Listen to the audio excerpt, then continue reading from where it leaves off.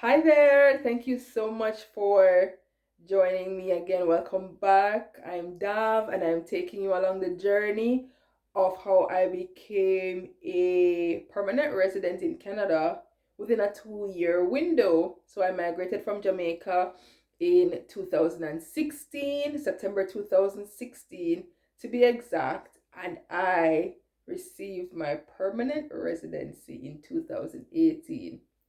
So I hope you've been enjoying the journey so far and all the things that I spoke about that led me to this point. You can find in the previous videos. And oh, your questions! Come on, guys! You really are interested in this. So I'm so happy to know that you guys are benefiting from the content that I'm putting out there. Because once again, the road to Canada is not blocked. If it was good and open for me, then it's good and open for you. And I'll share my experience, all the while telling you that I am not an immigration lawyer, advisor, or consultant. And everything you need to fact check on the Canadian immigration website because it might have changed. I mean, it was 4.5 years ago, so it might have changed. Some things have changed, and you want to make sure that whatever you're doing is current and up to date. All right. So in the last video, I told you now that I had gotten my invitation to apply for permanent residency in February of 2018.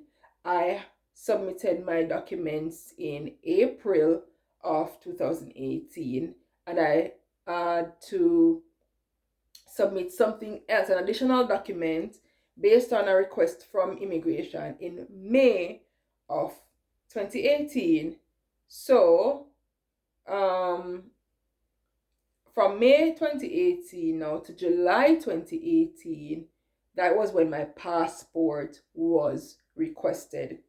I had also made mention that I needed to do some additional traveling outside of Canada, and so I was applying for a visitor's visa to do that because failing that, I would not have been allowed to come back into the country when I was done with what I had to do. So, applying for the visa, the visitor's visa, while putting in my PR application, and I got an email regarding the visitor's visa with them requesting my passport in July. I never read the email in its entirety, and I think it was 2 days after when I said, okay, let me read this email and see what I'm being asked for. I noticed that I got another email now with regards to my permanent residence application, and they were asking for my passport as well. And I'm like, which one of these should I respond to? It's a pickle. I mean, I know it doesn't sound that way, but it's a pickle because if if I do it just for the visa to go to the States and go to Jamaica and come back, then I might be interrupted with my permanent residence application. So once again, I had a friend who I asked for advice. It's always good to ask people with experience for advice, even though they may not have the similar experience, but they have knowledge of how to handle the thing. Good. And I really hope that you guys have people that you can ask, that they won't be too stingy with the information. So when I asked my friend, the response was submit for your PR and keep your fingers crossed. If you don't get the passport back in time to travel, it's okay. At least you'll be on the road to getting your PR. So I'm like, okay, good. So I responded to their request, submitted my passport in July of 2018, and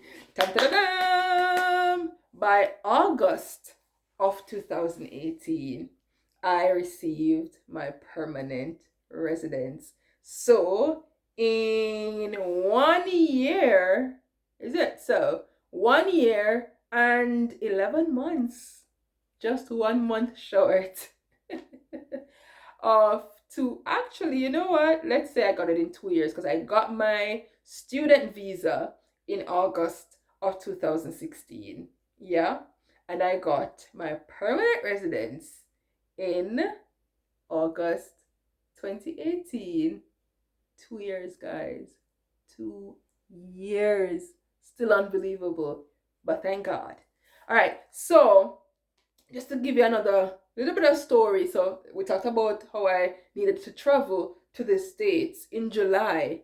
So in talking with immigration, because I called them to ask them what to do, I found out after that I never needed, because I was traveling by land, so I was just crossing the border to go to the States. I never needed to have a visa to come back into Canada. So that worked out well for me. So um, I had traveled before submitting my passport, because my passport request came in after. So the wedding, I had gone to a wedding in the States, and it was a July 3rd wedding, the day before 4th of July. Yes. So I remember it was when I came back now from the States that I submitted my passport, and I also had another wedding in August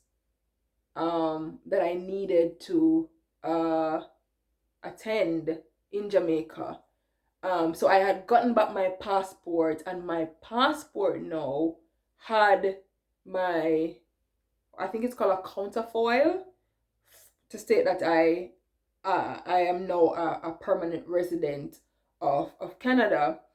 Um, I hope I remember. I know I wrote it down, but I hope to remember the exact things that happened, because even though I had gotten my passport with my counterfoil, I didn't have my actual card in hand, and I had needed to go to Jamaica, right? So I did go, and I came back with my counterfoil, and I applied then for my, there's another form that you had to fill out. I know I sound like I'm not sure, but you have another form that you have to fill out that will now allow you to get your card, basically. So when I, okay, it's called a confirmation of permanent residence form. So I brought that with me to Jamaica, because that was emailed to me in August when I got my passport. So I got that, it wasn't emailed, it was mailed to me, sorry. I brought that with me to Jamaica, so when I was coming back now, I was able to confirm my permanent residence. And I know for those in Jamaica who are just applying for express entry, that's what happens. When you get your passport back, you get your COPR, your confirmation of permanent residence, that when you come into Canada, you can have that stamped. And then after that, no, there's when you will get your card. So for me, when I came back into Canada, August of 2018, and filled out and got my paper stamped, there I was now en route to getting my card. But there is a but. I had to travel again to Jamaica in November of that year, so I really wanted to have my card in hand. But by the time I was ready to go, I did not get my permanent residence card. So I basically had to find out what now should I do that will allow me to come back into Canada without a permanent residence card. Now, there is always something that immigration allows for, because I mean, people will always have circumstances. So in that case, for me, I would have needed to fill out what is called a permanent residence travel document, a PRTD. And initially, when I tried to find out if I needed to do it in Canada before going to Jamaica, I was told no.